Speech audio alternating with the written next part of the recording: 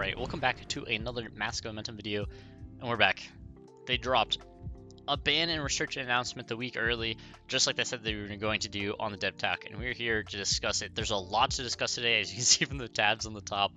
I thought it'd be a little bit easier to give more of a, basically spots out when I'm talking about a specific card, you know, pull it up right here, a little bit easier here to know where we're on track, right? So, let's get right into it. This is one of the most anticipated ban and restricted announcements.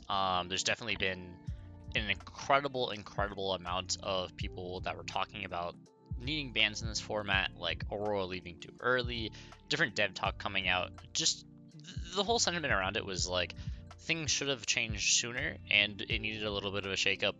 And some characters even now are like really close to LLing.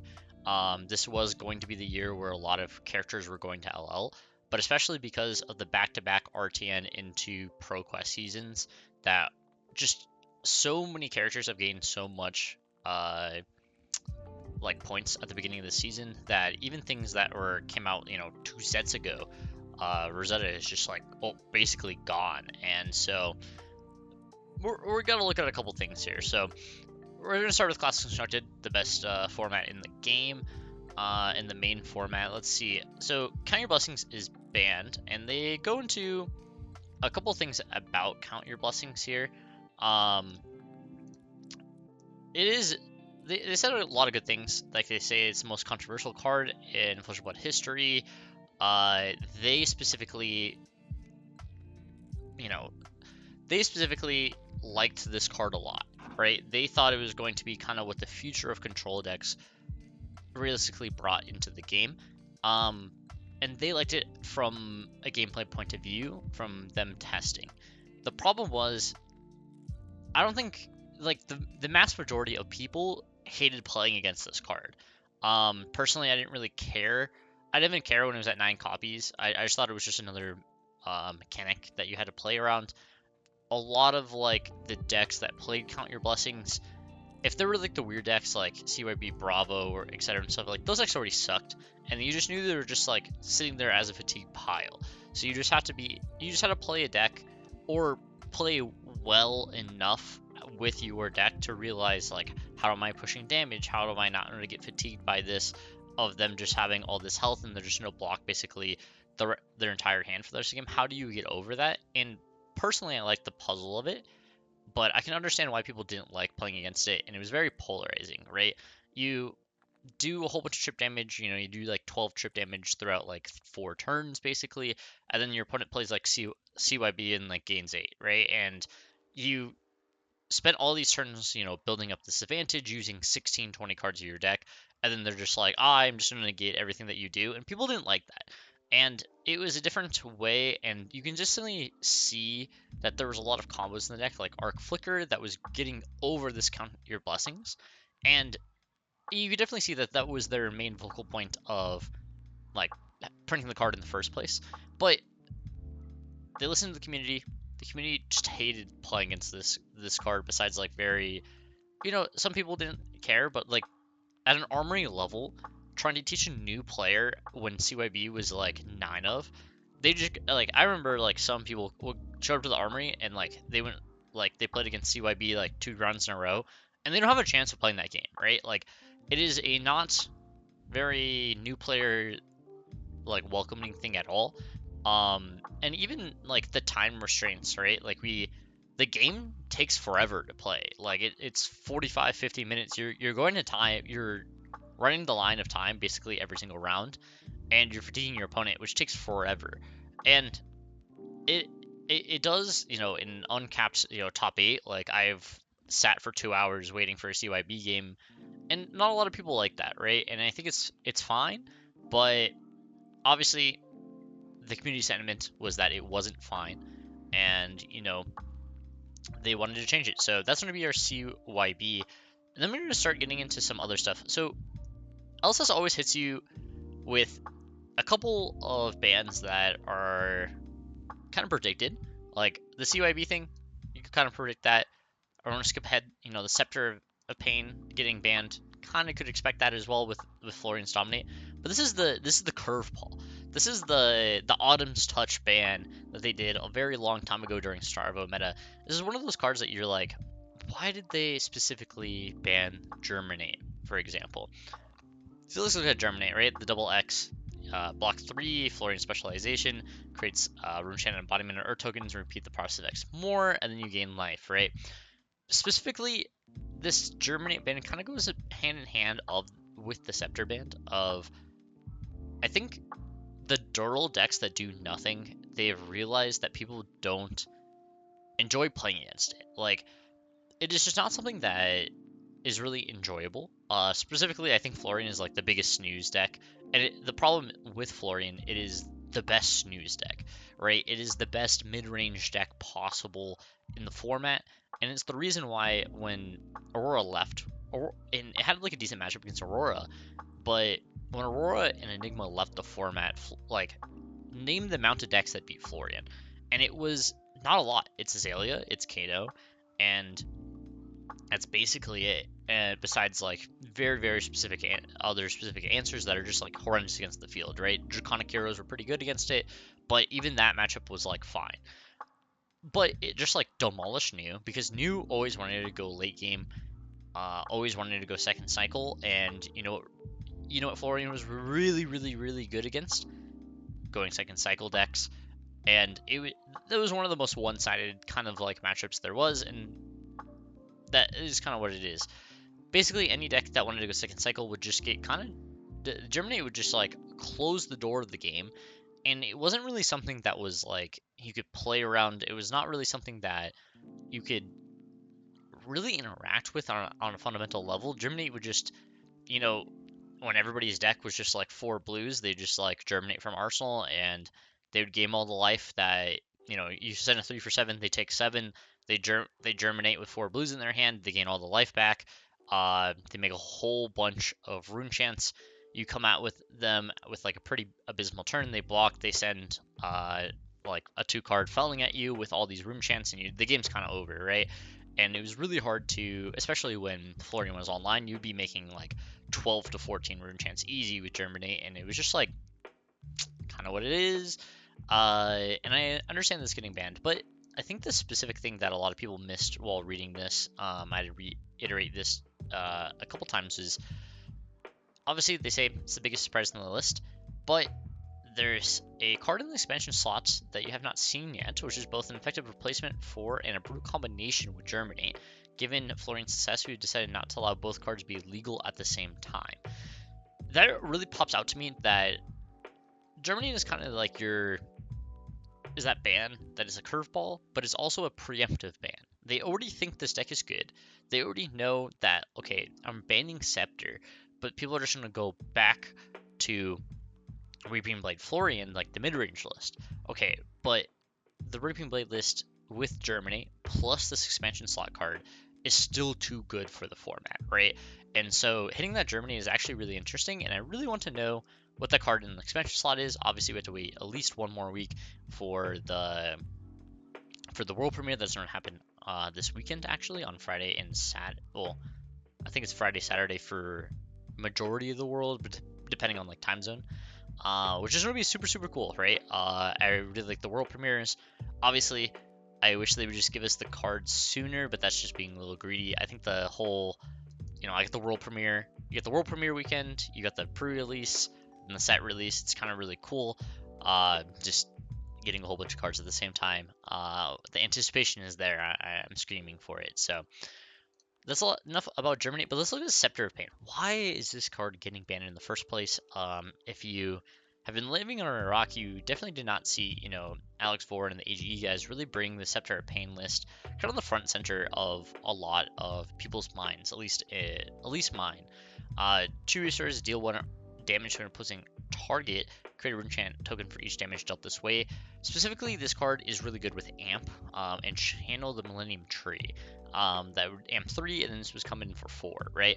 But, it deal 4 damage, you'd make 4 rune chants, and you wouldn't think that is incredible, but this deck was like a Giga Snooze deck, right? You wouldn't do anything for the entire game. You just basically Scepter them, make a whole bunch of rune chants. You'd block with, reduce the rune chant, making a rune chant. You'd play like 6 of those cards to make all these rune chants, and you would just play read the runes and like all this other stuff. And it was fine, right?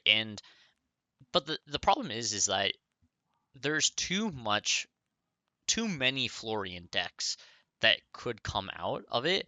And this was like, I don't think the direction that they wanted to see a lot of the decks going into, right? I think the Reaping Blade could have been a ban. But I think they just really want they could have banned Reaping Blade and then they force you into the Scepter of Pain build, but I think that's actually the opposite of what they want to do for Florian in the future.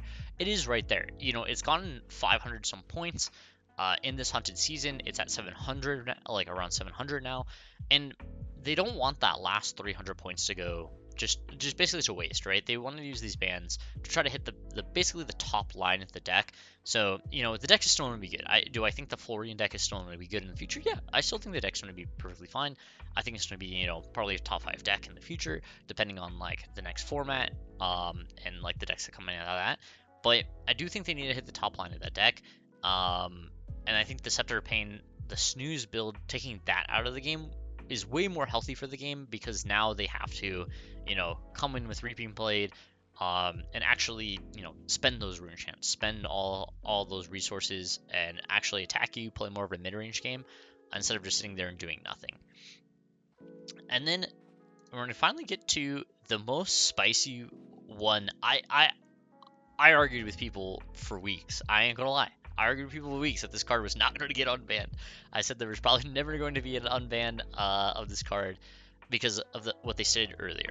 But after talking to people, I think when they said that even with Katsu with Art of War, like Katsu with Bonds was not acceptable for the format, Art of War was in the format, right? So I have to take it with a little bit of grain of salt. Like, yes, they actually do think Bonds Ancestry is safe enough in this format. Maybe it's a little high, like a little bit too much of a. It's not too much of a power anymore than it used to be. But they did say something pretty interesting here. Allowing Katsu to summon reprieve from the splash damage he's taken in recent months. It is unclear whether this card is a long-term future in the classic constructed format, but the coast feels clear at this point to cautionally reinsert a single color into the metagame. So we're not getting the full 9, we're only getting the red. But specifically with Bonds of Ancestry, I think this card is one of probably the best ninja cards printed of all time. Obviously, Zen abused this like incredibly. But the power in this card was really that you could links for the blue one to extend the turn, right? If you could cast Bonds 3 to 4 times, it was just incredible, right? So I wonder, obviously with just the red one, sometimes you can double bonds people. You can technically triple bonds people, but it's like very, very rare. But with Bonds of Ancestry coming back into the format, I do think it's going to give Katsu a little bit more life. But coming from basically unplayability is where Katsu's coming. And now he gets probably the best ninja card back into the deck that he can tutor with his hero ability. I think this would be pretty interesting.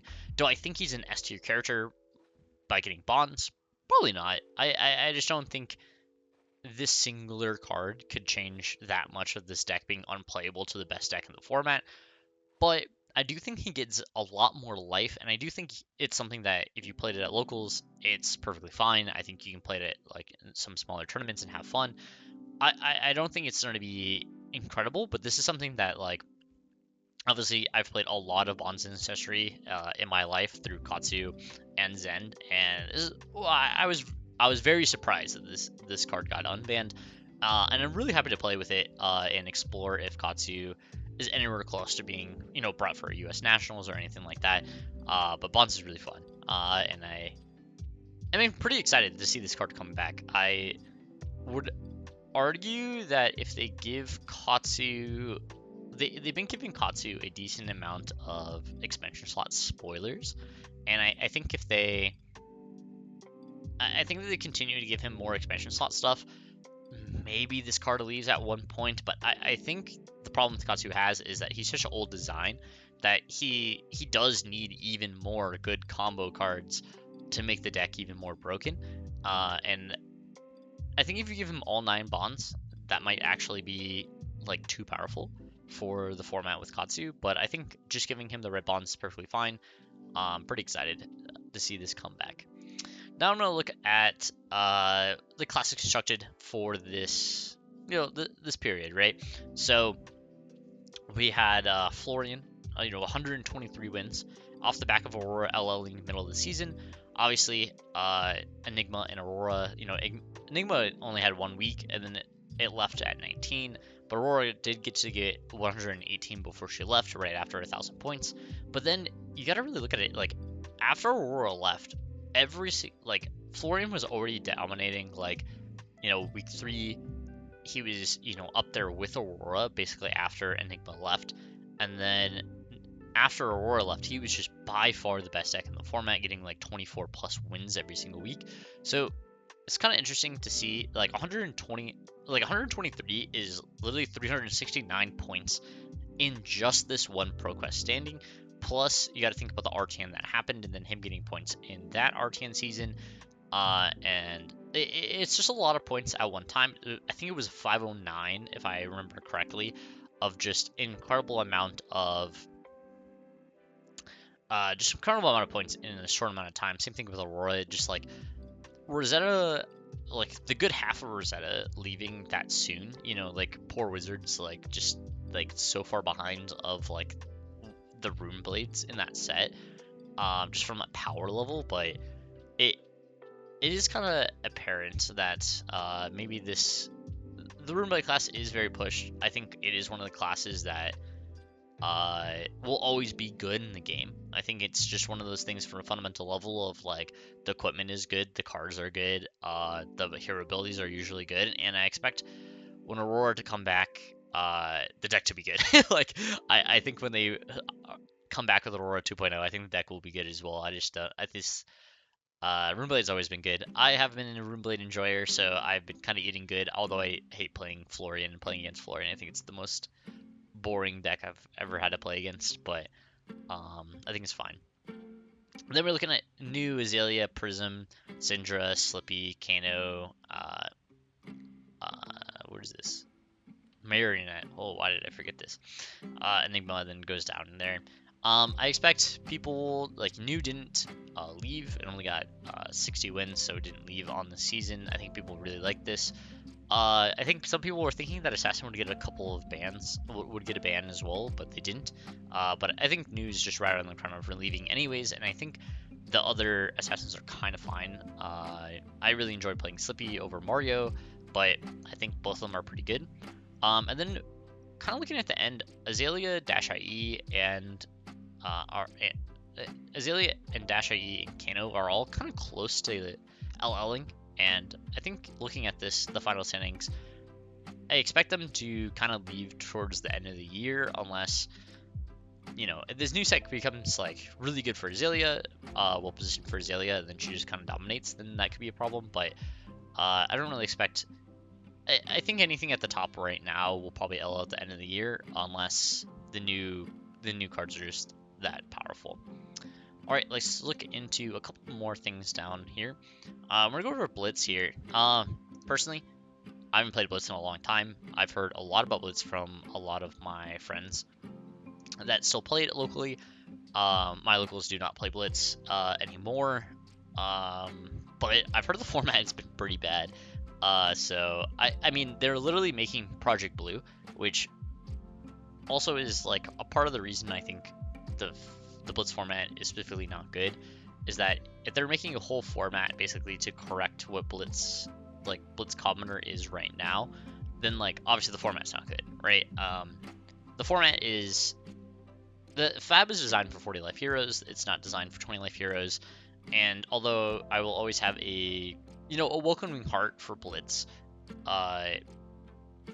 from me beginning to play the game and playing it for a decent amount of time. I think I played it for 2.5 years of me playing the game, but recently, the last 6 months, all my locals just switched to only playing CC and limited, just because people just got kind of tired of Blitz. But General Lightning Valley is banned. That makes sense. Aura was like, this card was really good in CC in the first place, and when you had to block every single point of damage in Blitz, and the second that you don't, they get a full extra card and 3 drawing card plus or minus equal to 3, right?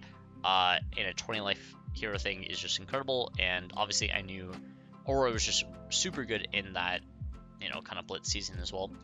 And then they did ban CYB in this format as well. I know that there was just some snooze piles of like Terra and some like other things going around. CYB, just if you're going to ban it from if it's too good for CC, it's too good for Blitz, right?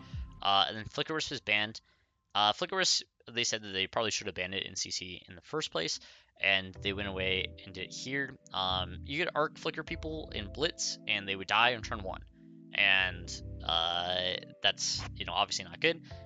It's just one of those things that like this should have probably got banned in CC, but Aurora Living Legend too much, and then in Blitz you just know it's too good. Aurora was one of the best decks in this format, and makes sense that this got this there. And then I got the last one, Stormstriders ban. This is actually the second banning of Stormstriders in Blitz. If you remember back to the first World Championship, Stormstriders actually did get banned in Blitz right before that. Kano and Icelander were one of the best 2 decks in that format at the time. Both of them obviously have LL'd from the format. Wizards are really good in there. And Verdance was actually using Stormstriders, and it was one of the big powerful movements of Blitz was that Stormstriders was still legal, and it was just kind of rolling over people. I would say you just get to 7-8 life, which is like half your life in that format, and then Verdance would just kill you.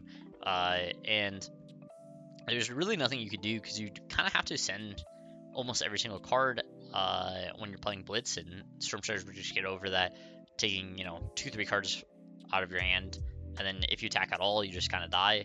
Stormstriders has always been really crazy in Blitz, and the second time it's getting banned is actually really crazy, I would say. I think in CC, Stormstriders is fine and doesn't need a ban. I think like obviously Kano is like the only. Kano uses Stormstriders and Verdance uses Stormstriders, but Verdance is like, in my opinion, kind of dookie.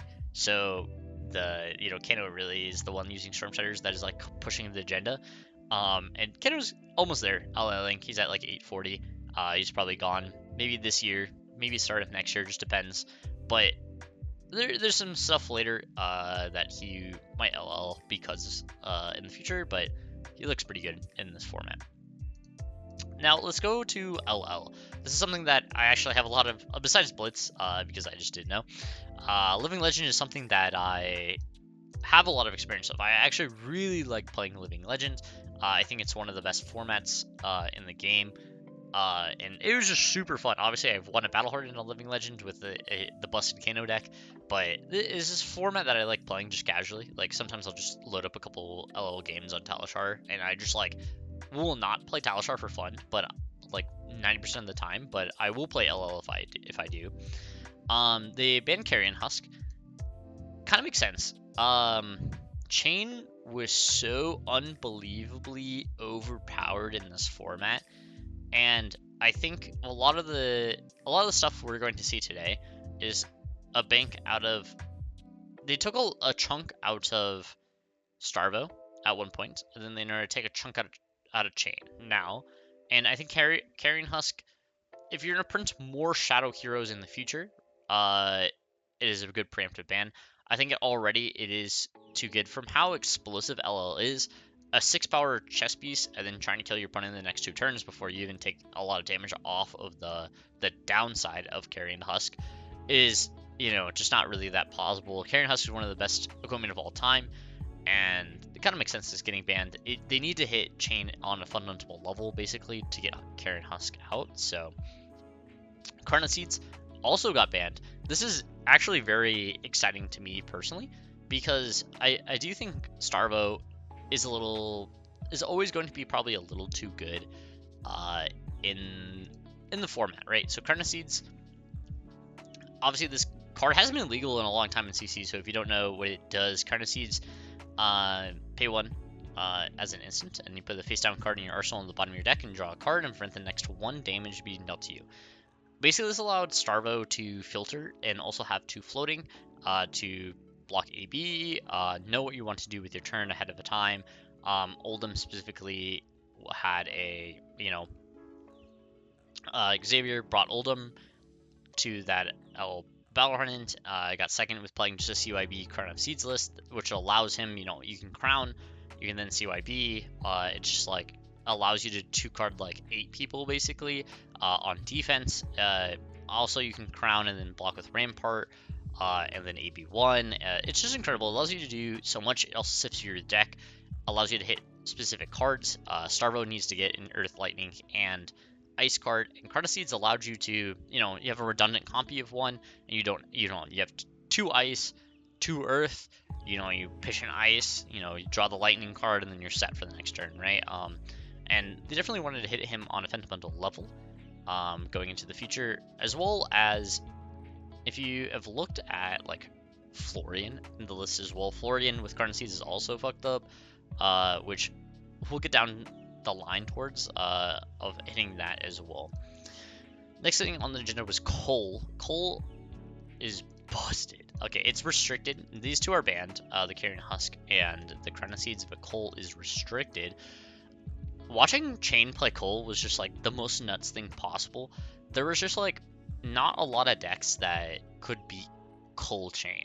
And the thing that was apparent was that Starvo used to be able to put Chain in check. I think it was pretty good against Chain specifically, like traditionally as well. But what Chain can do is, like, you would take any amount of damage to the Starvo, and they would have, like, say, like 3 cards in their hand, and then they're like, oh, I can fuse, and then come back and, like, trade the life total, and you would just cold them. Anytime they would take damage, you would cold them. And they can't send damage at you because of it. They can't fuse against you because of it. Other aggro decks would get blown out at its speed when they took damage from Cole. It was just... I think this card was incredible when it sprinted for Vinset, and Chain is 100 times better than Vinset, and that deck in LL is crazy, and especially with the Carrion Husk band, they also believe that Cole is too good for that format, and they want to limit to 1 to give Chain an additional hit, right, to Chain from Cole. I still think Chain is going to be very good. Even with 1 Cole, I think you can play the kind of the Rune Chant version, the Rune Gate version of him now, because the Cole is kind of more of a hit towards the classic Chain. But I still think you can play classic Chain, you can still play the Rune Gate Chain. But yeah, this is another Chain hit. He was just a little too good in that format, as we saw in the Battle Hardened. Deborah Dirge got banned as well, got restricted as well. This hits the Rune Gate Chain list, and it also hurts the Florian list. So if we look at here, we're looking at a Chain card, we're looking at a Florian / Starvo card, we're looking at a Chain card, we're looking at a Chain and Florian card. So they really, and then we got Succumb to Temptation. We can go a little bit further here, which is also going to be just a Rune Blade in general card. It's going to be for Viscerai, it's going to be for Chain. Maybe Briar plays this as well. I don't really know what the Briar list currently have been playing. I don't think that deck's really that good in LL. But comparatively to the other ones, but Dirge leaving, destroying an aura and creating 3 Rune Chants. Obviously, Florian turned on this mix 4 Rune Chants, and then also allowed you to kill your Soul Shackle tokens with Chain, and then get 3 Rune Chants, which I think this getting restricted makes it so most Chain lists will go back to OG Chain instead of the Rune Gate kind of a Chain, but I still think it's fine. Maybe there's still a list out there, but I think OG Chain with Deborah Dirge, without Deborah Dirge is probably the best way to build Chain. And then it makes it so the Florian list isn't so popular. If you ever played against the CYB Florian Crown of Seeds list in that format, it's very toxic. Sometimes your opponent would be above 100 life at one point because it was just a block out, like make a whole bunch of Rune Chants and OTK you kind of a deck. It was really interesting watching that deck play. Had like a 0% chance against Prism, but it was a fun time. It was a fun time. And then Succumb, obviously, if any, if your opponent is taking arcane damage, which in Rune Blade is very often, you cast it in an instant, and then you could basically thought seize your opponent, look at their hand, choose a card, discard it, and then get an extra action point a lot of the time, which is just too good. I think if you're going to hit chain multiple times, I think hitting Viscerai as well in the same thing is probably pretty good. And just taking a tone down of like the aggro decks in the format is probably good for Living Legends as a whole, as well as I think with the Crown of Seeds ban, I think the Starve representation is going to go lower, and it's going to definitely be very different kind of Starvo decks than we've seen in the past. And specifically, they said time for the Living Forge form as a master role to play in the use of the Flesh mode going forward. And a proof of that, I am happy to announce that the 25 World Championship in Philadelphia lived to be one of the formats used to determine our world champion. That's pretty excited. I think you'll see. It also has a ProQuest season at the end of the year for LL, which is also crazy to think about. We're getting a ProQuest LL. LL's. I think we're just going to see a lot of LL in the future, and I expect a decent amount of like locals to actually switch to playing LL in the future, just because like the format is going to be definitely one of the pinnacles of what people are going to play. So I'm super excited. I'm super excited for LL to be in a ProQuest season and at the World Championship. I really liked the first World Championship that had Blitz, CC, and Draft, and I think a lot of people complained about it because like yes, you had to think about 3 different formats, and I think specifically I was pretty good. I was a chain player in Blitz at the time, and was just like, oh, I'm just gonna play that. After Kano's Stormshaders got banned, like I was gonna play Kano, then Stormshaders got banned, and I was like, okay, I'm just gonna play Chain. I think it's just like a good deck. Ended up Ice Center being probably the best deck in that format, and then Prism kind of eating the Ice Center plus Oldhim players. But I think it was pretty interesting. And 3 formats seems really daunting, but we're playing a World Championship, right? And I think we want to reign the best overall player of Flesh and Blood, no matter how many formats they have to go through. And I think some people are like, oh, I only play CC. You get a little bit lucky in draft. Maybe your 2 drafts go well. Like, they want you to be good at draft. They want you to be good at both constructed formats. And they want you to be an overall player of the game and not just, only play one thing, And I think that's good. I think it's good. And something before we go, because I kind of skipped over this. Hyperthermia got unrestricted. It is pretty interesting because this got restricted to 1 copy. I think this is one of the best ice cards of all time, especially Icelander being able to play this from Arsenal at instant speed. Attacks can't get go again, and at the beginning of your end phase, you destroy it. This it's an affliction, so it happens under your opponent's control, so attacks you control can't get go again. You do this at instant speed, so you do like mobs guys into something with Viscerai, and then Hyperthermia be like, no, it does not get go again anymore, and it can basically stop your 5-card hand. This card got banned in CC very quickly, and if they're unrestricting this card, they really want to bring power back to Starvo because they're getting less. Like they banned Chronoseed, so they want to give them a little bit more power to kind of like re-up on that. But they do want Icelander basically to be in this format a lot more, and I think we might see more of an Icelander resurgence. Although realistically, if you're going to hit like the top end of aggro decks, Prism does come back in some sense. So Hyperthermia, coming back, but we'll see what Icelander. How good Icelander is in this format when, Prism is running rampant. That's going to be enough for LL. I think we have a lot for it. And then we got Commoner. Reality Refractor is banned. I think it was kind of silly, and they do state that they also believe that they had to correct the oversight of them not banning it in the previous thing. I actually thought this was like actually the most egregious thing in the format when they originally banned a couple things, and then it got didn't get hit, and then like Enigma was just by far the best thing in Commoner. I know a lot of people don't play Commoner. I really didn't, but One of my good friends, Matt Muse, played a lot, and he won multiple events in a row with Enigma, playing Reality Refractor. Just the number base of this deck is just actually insane.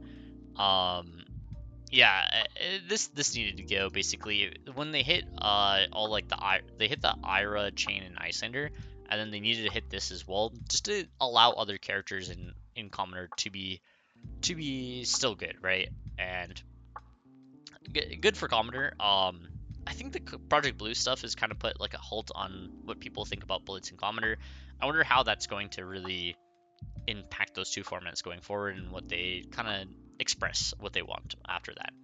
Then we have a update to Living Legends point distribution, which I thought was interesting. I think a lot of people didn't like how the LO points kind of mattered.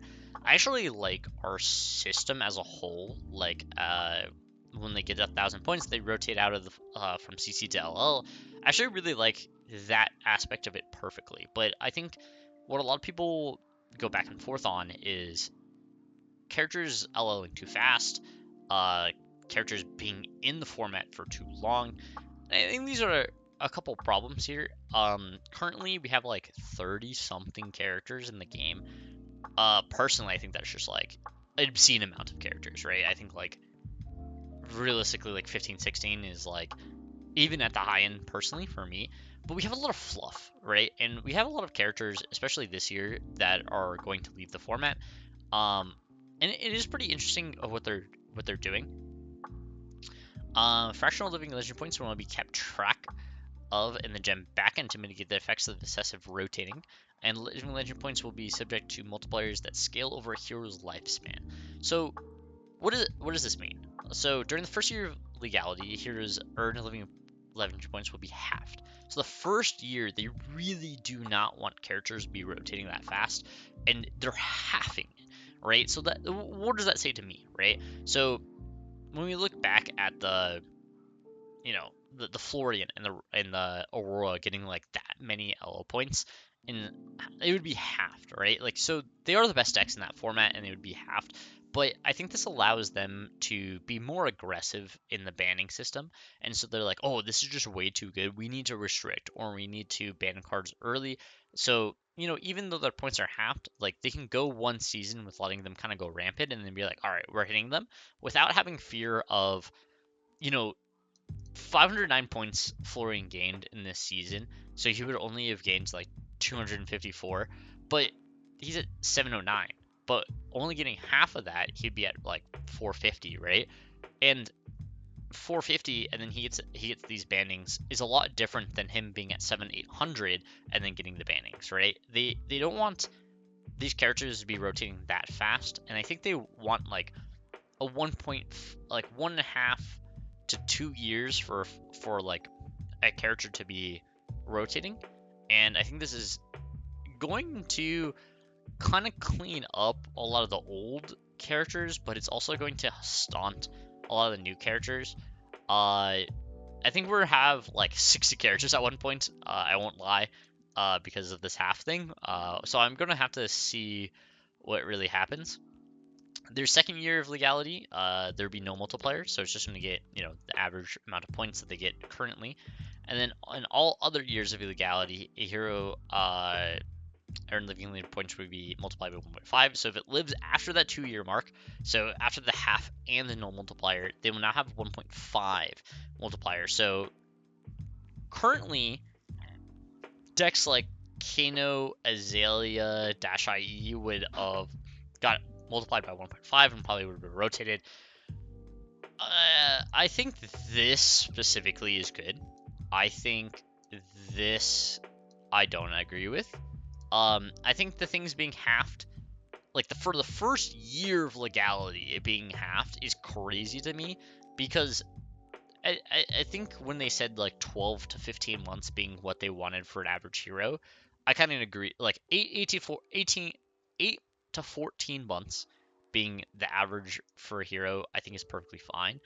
I think 8 is a little too fast. I think they should have, hit Aurora beforehand, but the entirety of the first year getting halved is crazy to me, because I don't want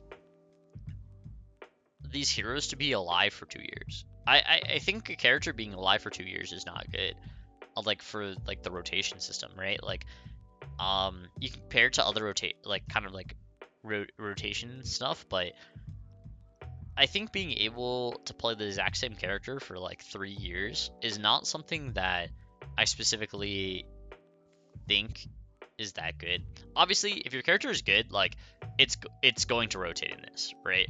So if your character is good and it gets halved, maybe it gets out at like 500, 600 after the first year. Like if a character is at 400 after this half year, right? So they'd be 800 instead. And then they, maybe get, 200, 300 points in this, and they're at like 700. I think that character should have rotated. Like, I I think like getting half to 800, like for the first year, if they end the year at 800, right? Like how Florian is, right? And he's 709, right? He's about to get to a year in the game, right? So he's at 709 after his first year, and then he gets 300 points toward his, like, say in 15, 16, 17, 18 months, right? Around that time. I think that's a very healthy thing. But I don't want the problem to be where, like, Florian gets to 350 after his first year, and he just, like, gets to 700. And, like, maybe the second year meta is, like, not that good for him. He gets to, like, 750, 800, but doesn't rotate. And then he's in this, and then he just rotates in like one season. Like he's like 200 points because of 1.5 in like 2 seasons. Like because he like a new set gets printed and he's really good. It's like okay, but I think those type of characters should have just rotated, like naturally. Like I think a character not rotating in the second year of legality is like pretty bad if it's a good character. I mean, when we think about like Olympia and Betsy and characters like that, like yeah, they're going to need this to LL. Like those characters are not good. Those characters were not meant to be good, right? But I think halving for an entire year is kind of crazy to me, and I would have liked them to half it maybe for the first 6 months. So like I would have liked this to be 6 months, being halved if you really wanted to do that, and then go back to like no multiplier for the rest. I think keeping this like after 2 years, everything getting 1.5 is perfectly fine, but I think this should be 6 months, and this should be 6 months to 2 years. If you really wanted to do it that much, I don't think it needs to be halved for an entire year. Like 3 sets of getting halved is kind of crazy. Like even I think the points getting halved for like the season that is like taken out, like Syndra, for example, right? Like how many points Syndra has. Like if those points were halved, it'd be perfectly fine to me. But like if Syndra leaves in like 12, 14 months, I think it's healthy. But if it's because of this halved and then goes in this and now it's here for 2 years, I think it's just a little too much. I think the having too many heroes in the game is actually a bad thing, and I don't want us to go back to this in like a year or two and we have like 54 heroes in the game, and it's just like, okay, well, there's 14 characters you could play at this pro tour that are like viable choices, but like there's the same 6 characters in a metagame that are like actually playable, and just nothing LLs, right? Like it would take so long for things to LL if that was the case. And I guess the argument is, when the next run of support comes, like the old heroes would have to get enough points from the new set to LL eventually after like 2 years, like when it's 1.5x. But I think we're gonna get to like 54, then we're gonna get to like 70 characters, and then like when is it too much, right? I already believe that we have too many characters at like 30, 35, but I think a metagame with 50 characters is kind of crazy. So I'm very interested in what happens with this. I kind of do expect this to change at one point. Maybe it takes a year, maybe it takes 2 or 3 years, but I do expect this to change. This is something that I personally just do not agree with. But I want to hear what other people really think about this. I think some people liked this. Some people, I haven't really heard a lot of people have the same opinion as me on this. And, you know, I could be wrong. It's perfectly fine. You could be wrong. But this is not something I personally like. And I'm really curious of how this ends up in the future. So, thank you guys for watching. This is, you know, kind of a long video just talking about the banner restriction list. We'll go over probably a tier list video leading up into US Nats, and then let's see what Nats has to give us. Pretty excited for the new cards coming out. I might do a set review as well. So thank you guys for watching, and I'll see you guys in the next one.